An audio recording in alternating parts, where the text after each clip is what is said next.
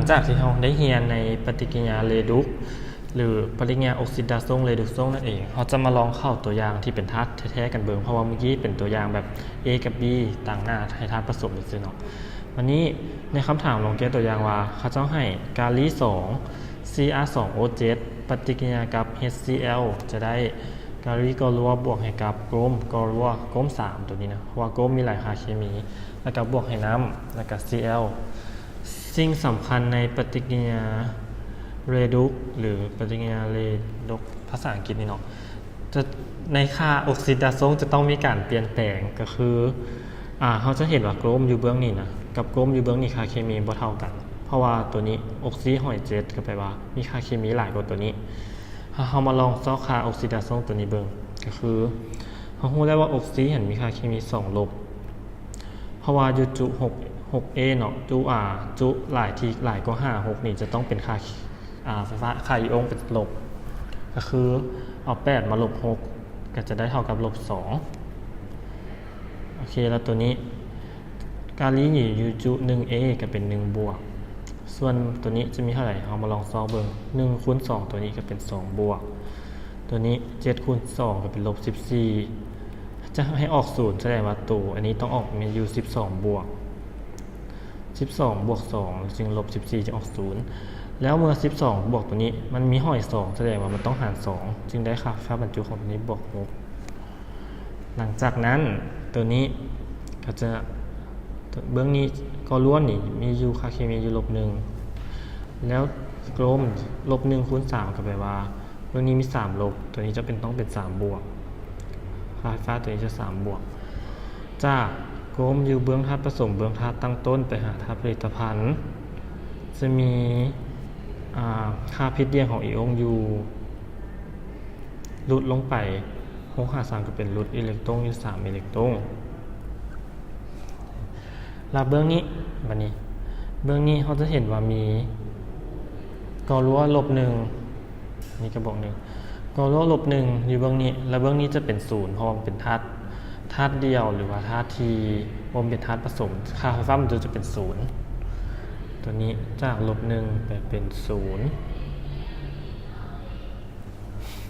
แสดงว่าอิเล็กตรอนมีการเพิ่มขึ้นอยู่1 อิเล็กตรอนวิธีนี้ใช้สำหรับเวลาที่มีสมผลยากๆเขาก็สามารถใช้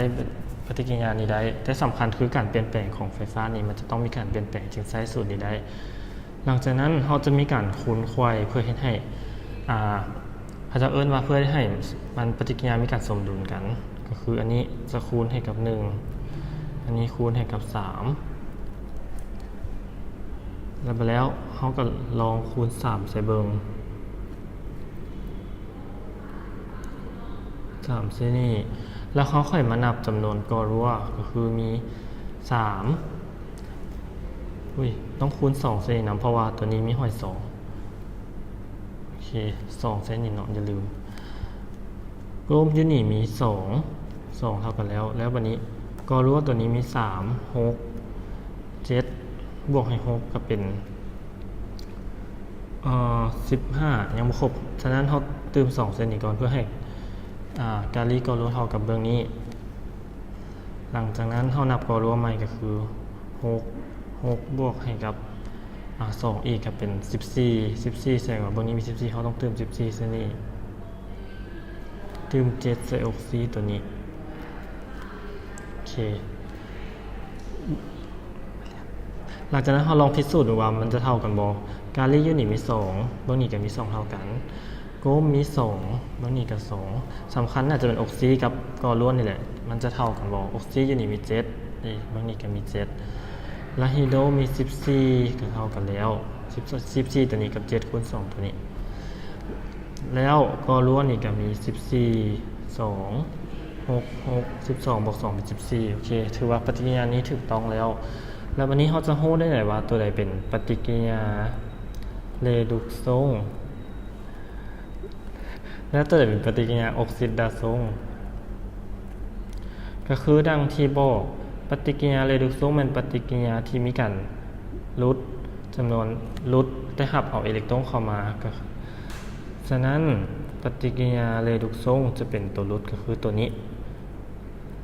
K2Cr2O7 ส่วนตัวที่เพิ่มจะเป็นตัวนี้อะซิดกรอฮิดริกเบื้องนี้ขั้นเฮาบ่ฮู้กับหมายเลข2นี่ก็ได้โอเคนี่ก็คือตัวอย่างเนาะของบทที่20โอเค